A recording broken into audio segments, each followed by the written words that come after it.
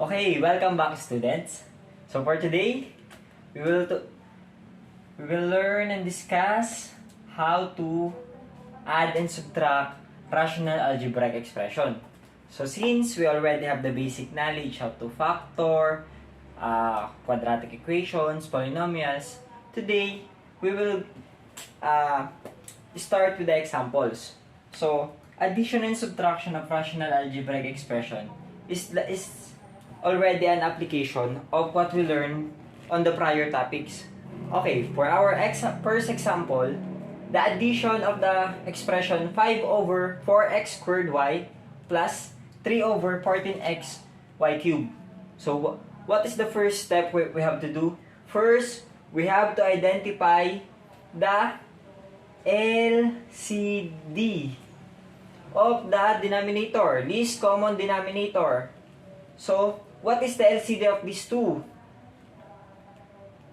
All we have to do is multiply the coefficient, or we have to think of something that they are both multiple.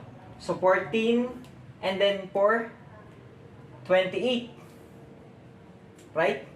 For 28 divided 14 is 2, 28 divided 4 is 7. So they are both in common multiple.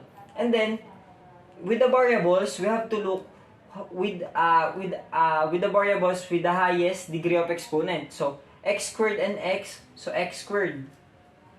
And then y and y cube, we have to choose the y cube. Now, this is our LCD for this equation.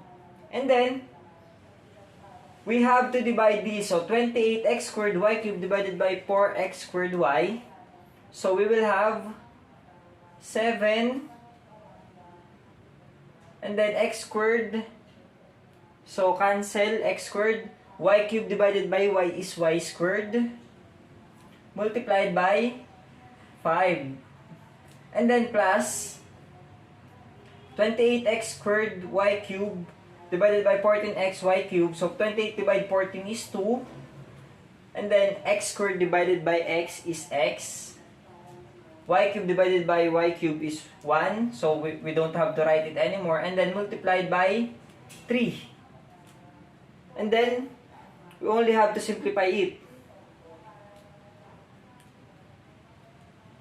So 7 times 5 is 35, y squared plus 6x all over 28 x squared y cubed. But first, can we still simplify it? 35 and 6? No. So this is our final answer. We must express our answer in its lowest form. But if we look at this answer, 35y squared plus 6x all over 28x squared y cubed, even if we factor out, what can we factor out in the numerator? Nothing. In the denominator, nothing. So, it is already in its simplest form. Okay, next example. X over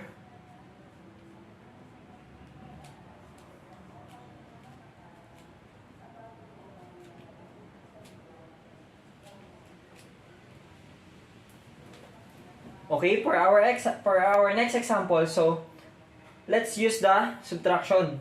X over x plus 5 minus 2 over x minus 3. So what is our first step? Look for the LCD. Ano nga bang LCD ng, what is the LCD of these two? So we just have to copy this.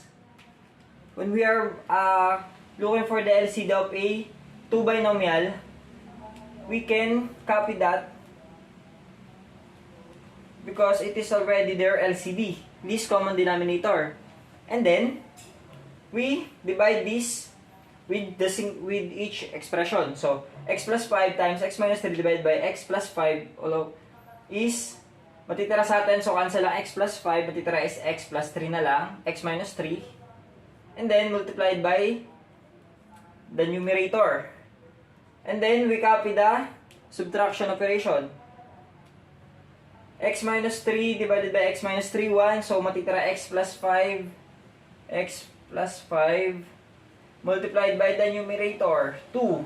And then, we just have to simplify it, okay? So, distributive property of multiplication, x squared minus 3x minus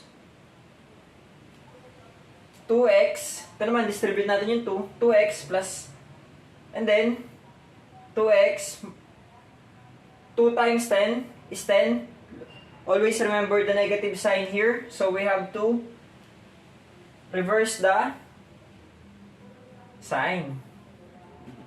So, this is our numerator. We can still simplify it, right? But in the denominator, x plus 5, x minus 3. To further simplify the numerator, we have to x squared minus 5x minus 10 all over x plus 5, x minus 3. And this is our final answer. Can we still factor this out, the quadratic equation in the numerator? No. Okay? So, nagagets ba? Hope we understand the first step is to look for the least common denominator or our LCD, and then the LCD divided by the denominator multiplied by the numerator, and then we just have to perform the operation. Okay? For our next example, x over x minus 2 plus x plus 3 all over 2 minus x. So what will we do? What is our first step? We look for the LCD. Okay? But look at this, guys. X minus 2, 2 minus x. Pwede ba natin yung pagparehasin? Can we make this denominator the same? Can we make it x minus 2 both? Both of them? Yes, we can. How can we do that? We just have to multiply the denominator by negative 1, or we just have to make it minus sign and distribute the negative 1.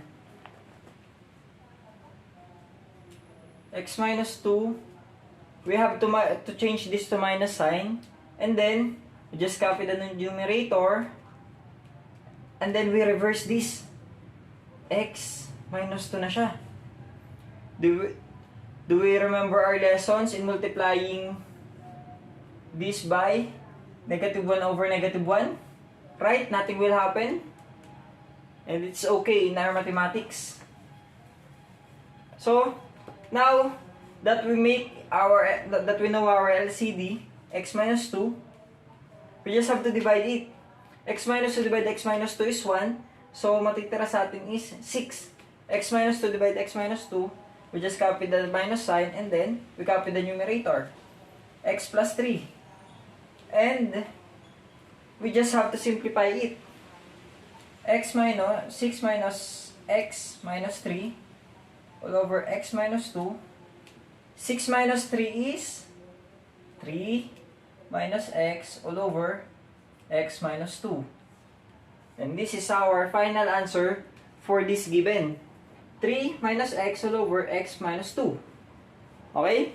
X plus 3 all over x plus 5 minus x minus 3 all over x plus 5. So, what is the first step? Look for the LCD. And look at this given. The denominator of both the expression is already the same. So, we just have to copy the x plus 5. And that is our LCD already. So, x plus 5 divided by x plus 5 is 1. So, wala na tayong 1 multiplied by the numerator, 2x plus 3. And then, we just repeat the process, x minus 3. So we just have to simplify it. 2x plus 3 minus x and then plus 3. We just have to distribute the negative sign. Okay? And then, copy the denominator, x plus 5. Then simplify it. Okay? 2x. Oh, 2x minus x is x na lang. 3 plus 3 is 6 divided by x plus 3. And this is our final answer. X plus 6 all over x plus 3. Okay? Nagagets ba? That is the process of our addition and subtraction of rational algebraic expressions. Okay, for our next example and the last example, x plus 5 all over x squared plus 3x minus 4 plus x plus 2 all over x squared minus 1. So, ano nga ba yung first step natin? Find our LCD. But if we look at this, the denominator is quadratic expression. How can we know there are the LCD of this? So, we have to factor first. So, factor natin itong denominator na to. X, and then factor ng 4 is, pag pinag-multiply dapat, pag pinag-plus at pinag-minus is positive 3, 4, and 1. And then negative to. So, dapat isang positive at isang negative. And we choose the positive for the 4 because positive 3. Okay?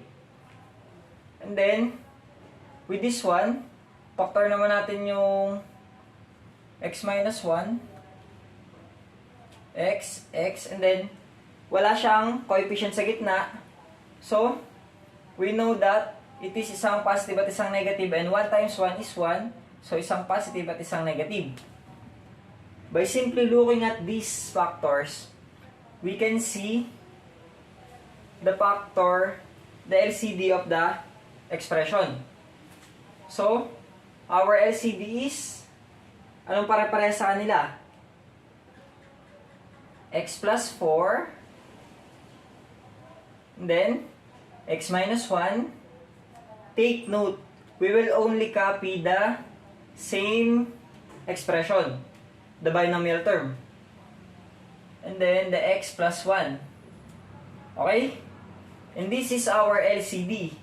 Saan to galing? From the factorized quadratic expression na napag-aralan na natin before how to factor it. Okay? Let's go back. So, let's divide the denominator to the factored denominator of this expression. So, x plus 4 times x minus 1 times x plus 1 divided by this. Ano na lang matitira sa kanya? So, we have to cancel the x plus 4, the x minus 1, and then the x plus 1 will be the remaining 1. So, we just copy the x plus 1 multiplied by x plus 5. We have to multiply with the numerator. And then, let's copy the operation sign. And then, we have to divide this LCD with this factored denominator. So, anong matitira sa kanya? X minus 1, x times 1. So, cancel na siya lahat. Matitira na lang is x plus 4. And then, we have to multiply this one by the numerator, x plus 2. Okay? And then, we just have to simplify it.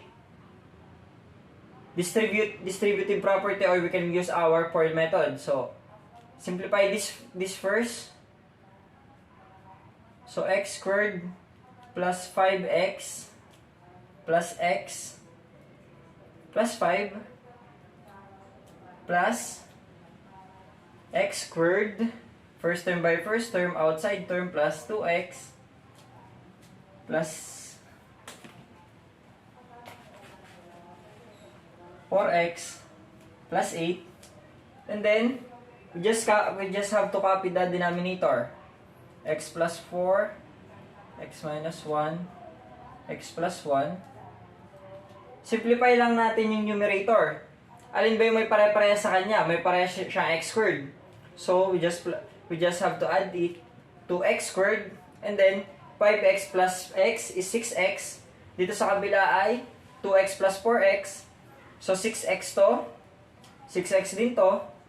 And we have to add 6x plus 6s is 12x. Okay? And then 5, the coefficient 5 plus 8 is 13. And then x plus 4, x minus 1, x plus 1. We just have to copy the denominator after we got the LCD, okay? And then, this is our final answer already. Hope you follow the lesson and you can rewatch it if you didn't understand. That is the advantage of our internet era. Pwede na nating balikan yung mga lesson na hindi natin naiintindihan. We just have to find a reliable source. So sana magets nyo tong topic na to, addition and subtraction of rational algebraic expression. Kasi sa mga susunod na topic, gagamitin din natin yung factorization and these processes. Okay? If you learned from this video, hope you subscribe, like, and comment on our video and share it to your friends also para hindi lang ikaw yung natututo. Dapat, sama-sama tayong gagraduate, okay? Bye!